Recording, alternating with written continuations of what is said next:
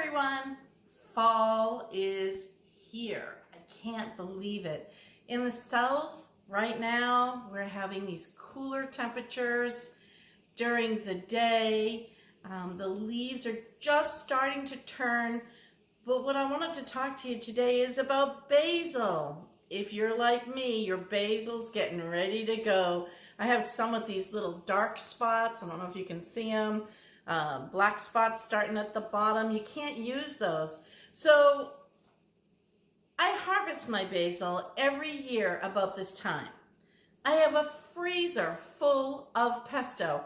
I don't need any more pesto. So what can we do with all this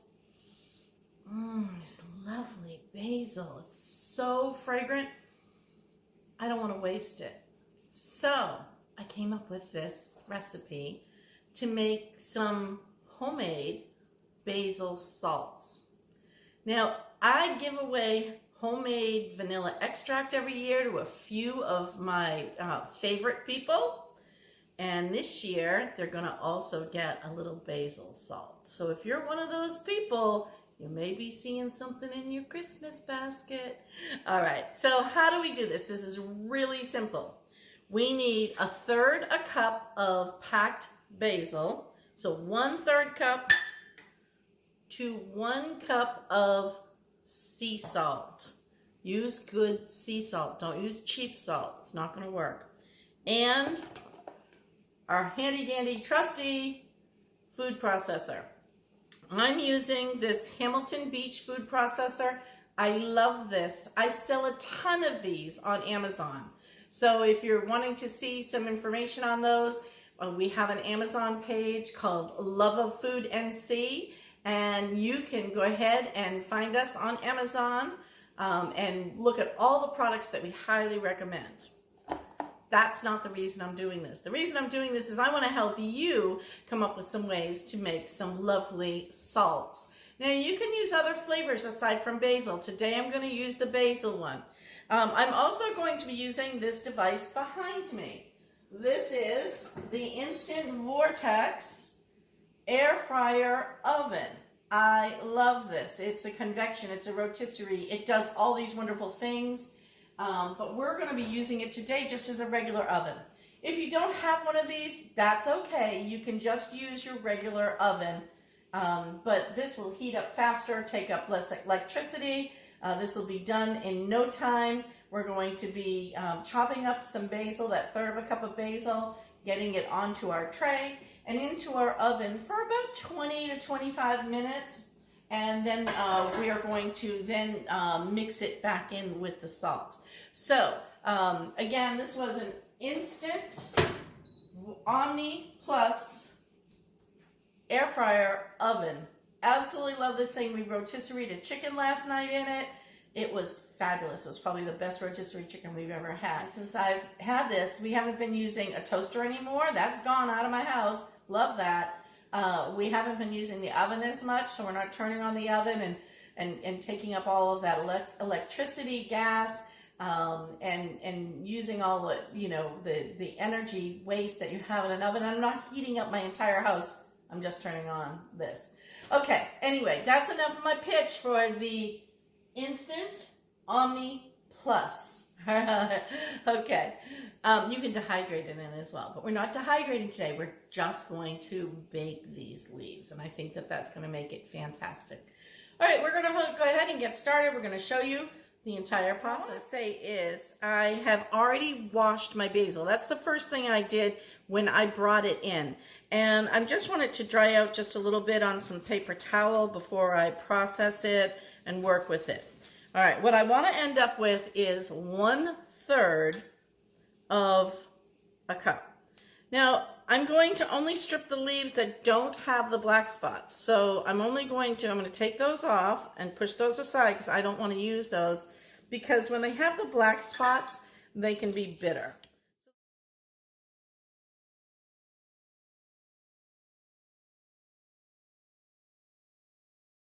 All right, let's go ahead and process this down, see what we end up with.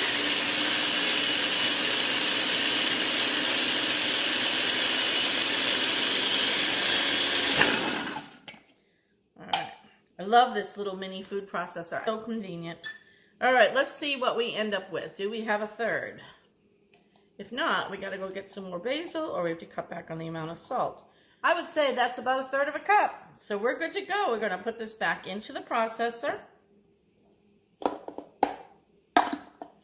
We're going to put our salt in.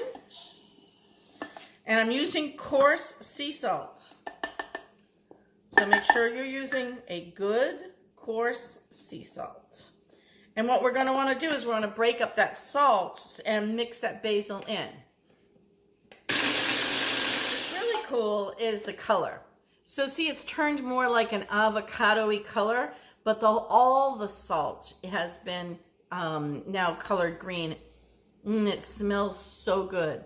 All right, we're going to take this and we're going to go ahead and we're going to lay it right out onto our pan.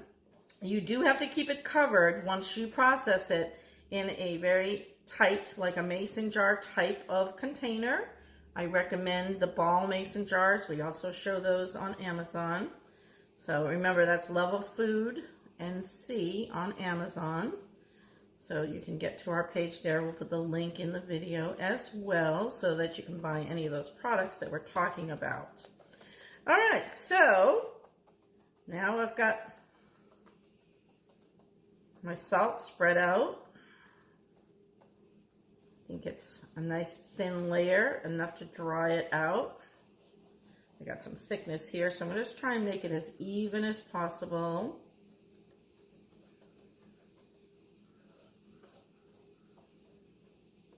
There.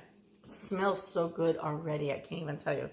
Let's go ahead and get this into the oven. This is a great opportunity for me to be able to show you this oven and how it works. But basically, you can see that it has a display here. It says it's in the off position. You touch the button and it wakes up the oven.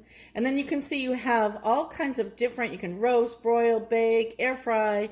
Over here you have convection, rotate. You can put the light on and you can warm, reheat, toast, or dehydrate. So you can do all that stuff. So in this, and it shows you where you should put your pan to broil, to air fry, to toast, to roast, and it comes with all the accessories that you need.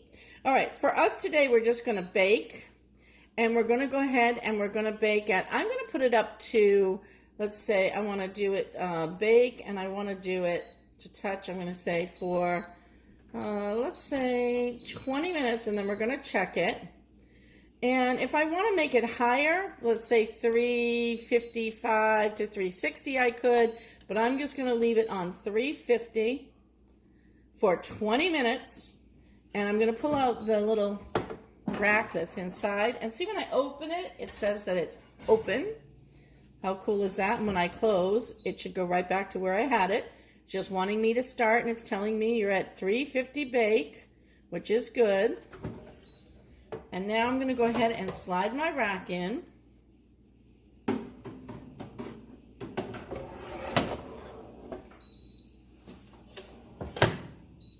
And it took too long, so it shut off. So that's right, we'll just wake it back up. We're gonna bake at 350. We're gonna just change the time back down to 20 minutes. There we go, and we're gonna hit start. Now it's telling me that it's preheating. That's absolutely fine, because all we're trying to do is dry this out in the oven. If I think that 350 is too high, I may lower it to 250, and I will let you know if that is in fact the case, and then we will show you our results in just a minute. All right, we'll be back. To the 10-minute mark, we're going to move it around a little bit with our spatula, just keeping it so that we're making sure that we're drying it out completely, and then we're going to check it and decide whether we're going to let it go for another 20 minutes or whether we're going to just stop at the 20-minute mark. So let's go ahead and open this up. So use your mitts. It gets very hot, which is normal. All right, let's go ahead and we're just going to mix this up a little bit. See how it's kind of sticking together, crusting up a little bit. So we want to break all those pieces back up, and we move this around. and it breaks right up, no problem at all. All right, we'll be back. All right, we've got it all broken back up. We're gonna pop it back into our oven. And I think that it's gonna be 20 minutes more or 10 minutes more. We're gonna give it a shot and see what happens. Let's give it the 10 minutes and then we'll check it again. It looks like it's drying up really nicely. 5 minutes to go, 4 minutes to go, and let's take a peek at this. Oh, that looks pretty darn good. I think it's gonna be the 20 minutes is gonna be the bliss time.